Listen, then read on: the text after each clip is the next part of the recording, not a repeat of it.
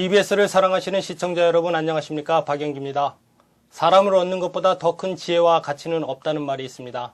이 말을 곰곰이 생각해 보시는 하루 되셨으면 합니다. 이 시간 주요 뉴스입니다.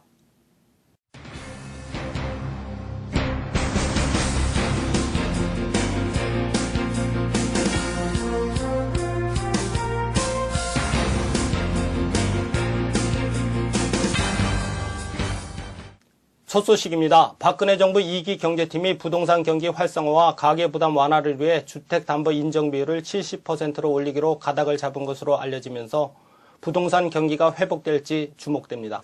정부는 가계부채의 증가 속도가 빨라지지 않도록 총 부채 상환 비율을 60% 단일화할 것으로 알려졌으며 현재 가계부채 규모는 1,000조 원에 달합니다.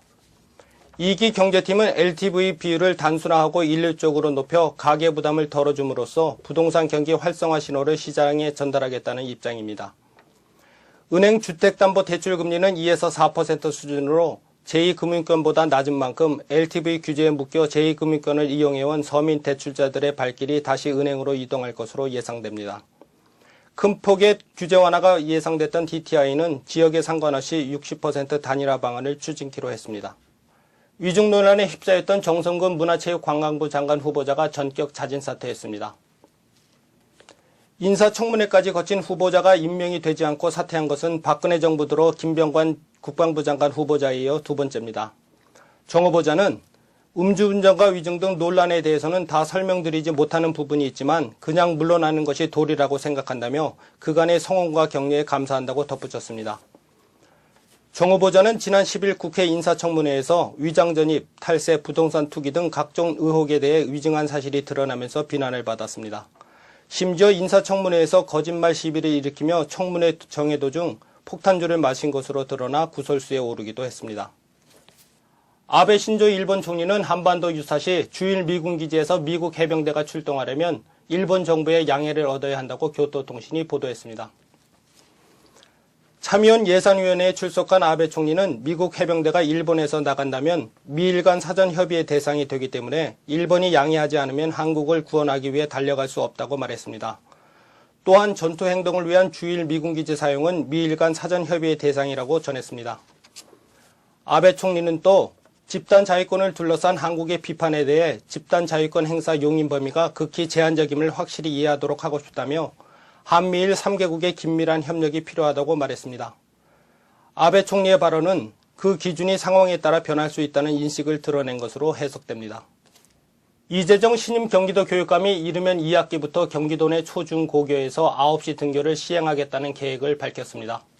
그러면서 일부 고등학교 학부모와 교사들이 격정하고 있어 고교에 한해 학교장이 등교 시간을 정할 수 있도록 하겠으나 여전히 9시 등교를 권고한다고 말했습니다.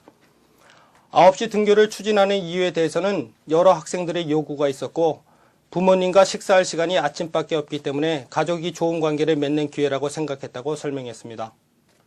김해 시가 민선 6기 출범을 맞아 공동주택관리과와 시장 직속의 민원소통 담당관을 신설하는 등 행정조직을 대대적으로 개편합니다. 김해 시는 인구 60만 명의 전국 10대 도시를 준비하고 100만 명의 명품도시 기틀을 마련한다는 목표로 대대적인 기구 개편을 단행하는 조직 개편안을 발표했습니다. 이번 조직 개편안에 따라 김해시 공무원 정원은 현재 1,509명에서 1,524명으로 15명이 늘어납니다. 민선 6기의 시정 방침과 주요 공약을 추진하기 위해 경제진흥과는 일자리 창출과로, 기업지원과는 투자유치과 등으로 개칭됩니다. 시는 이번 조직 개편안을 20일 입법 예고하고 시의회 심의를 거쳐 9월 초 시행한다는 방침입니다. 부산 4호구 을숙도 일원에 추진 중인 국립청소년 생태체험 수련원 건립사업의 예정지가 하천부지로 드러나 사업이 무산된 위기에 놓였습니다. 이 사업은 당초 경제적 타당성이 낮아 추진에 어려움을 겪어왔으며 예정지마저 하천구역 해제가 이루어지지 않는 한 원천적으로 건물이 들어설 수 없는 곳입니다. 시는 뒤늦게 이 같은 사실을 알고 추가로 3억 원의 예산을 확보하고 사하구청을 통해 부지를 하천구역에서 해제하기 위한 기술용역 발주에 나섰으며 용역 결과를 근거로 부산지방국토관리청에 해제를 요청할 계획입니다. 그러나 현대미술관에 이어 청소년 생태체험 수련원 부지를 하천구역에서 해제하는 것이 특혜 논란으로 쉽지 않으며 대체 부지를 찾는 것도 불가능하다는 문제가 있어 논란이 되고 있습니다.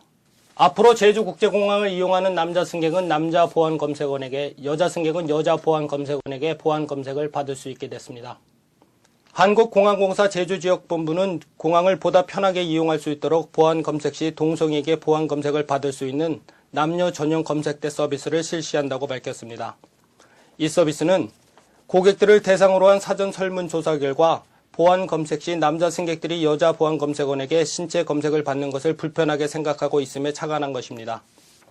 제주지역본부장은 서비스 도입으로 승객 중 이성에게 보안 검색을 받는 것이 불편한 사람은 성별에 따라 남녀 전용 검색대를 이용함으로써 불편을 해소할 수 있을 것이라고 기대했습니다. 한국전기안전공사가 전북 혁신도시에서 신청사 시대를 열었습니다. 전기안전공사는 전북 전주시 신청사에서 산업통상자원부 제2차관과 전북지사 등이 참석한 가운데 개청식을 가졌다고 밝혔습니다. 신청사는 지하 1층 지상 5층 규모로 구성되어 있으며 지난 2012년 11월에 착공돼 올 4월에 준공됐습니다. 공사 직원들은 지난 6월 16일 이전을 완료했으며 이전 인원은 296명입니다. 전기안전공사 관계자는 국가재난관리 책임기관으로서 재난의 예방 및 복구를 위한 임무를 성실히 수행할 것이라고 말했습니다. 이상으로 뉴스를 마치겠습니다. 보람되고 즐거운 하루 되시길 바랍니다. 시청해주신 여러분 감사합니다.